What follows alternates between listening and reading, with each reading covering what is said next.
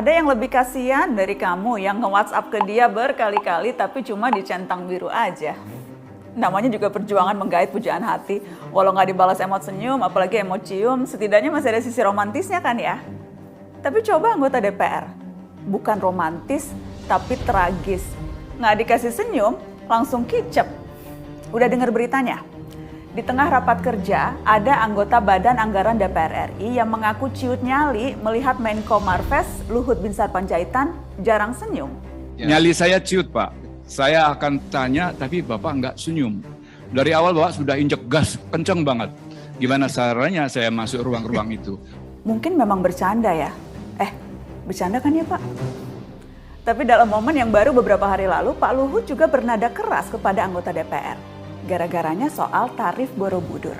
Kadang-kadang maaf teman-teman Bapak Ibu juga yang langsung ngeritik saya, nembak 12 pas nggak tahu masalahnya.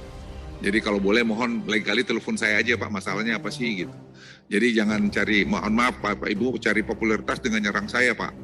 Bukan pekerjaan mudah Ibu. Bagaimana saya bagi badan saya, ninjau pergi lihat itu. Dan tidak mudah. Jadi kalau kadang-kadang kita mau kritik, please telepon kami dulu Pak, Ibu. Tapi hanya saya titip pada masyarakat, dari saya bilang juga sama teman-teman DPR, jangan overreact. Ya, apalagi pejabat negara, apalagi anggota DPR, terus berkomentar yang sepertinya kita tidak melakukan studi. Kita lakukan studi dengan baik. Jadi kita jangan jadi bangsa yang nyinyir gitu loh. Selain punya privilege yang nggak sepele, eksekutif itu sesuai namanya punya hak mengeksekusi. Gede loh wewenangnya. Membuat kebijakan bisa, memakai anggaran bisa, ngomong juga bebas-bebas aja. Tapi seingat saya, wewenang dan privilege eksekutif itu tidak termasuk fitur tombol mute all. Rakyat dibungkam itu cerita lama. Netizen bisa bebas sekarang ngomong apa aja.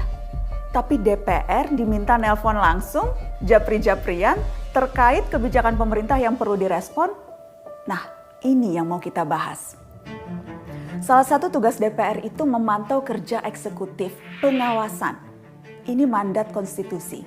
Setiap anggota DPR mempunyai hak interpelasi, hak angket, dan hak menyatakan pendapat. Semuanya itu untuk apa? Dalam rangka mengawasi eksekutif. Mengawasi di situ jelas kan ya? Dengan bicara. Kata parlemen itu berasal dari bahasa Prancis parler, artinya untuk berbicara, ngomong. Kalau mengawasi tapi nggak ngomong, atau misalnya nggak boleh ngomong, itu DPR atau CCTV sih?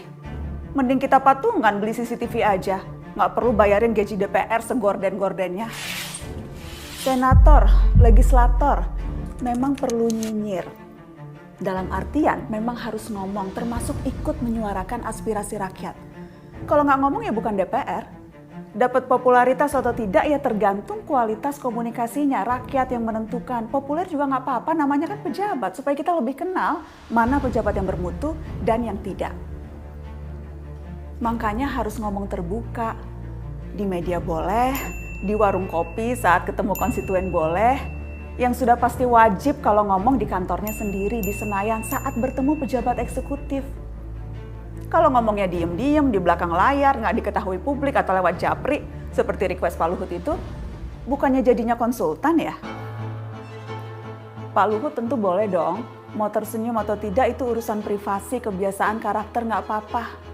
Kalau meminta anggota parlemen untuk tidak ngomong terbuka terkait urusan publik, meminta di japri saja kalau ada sesuatu, nah itu lain lagi.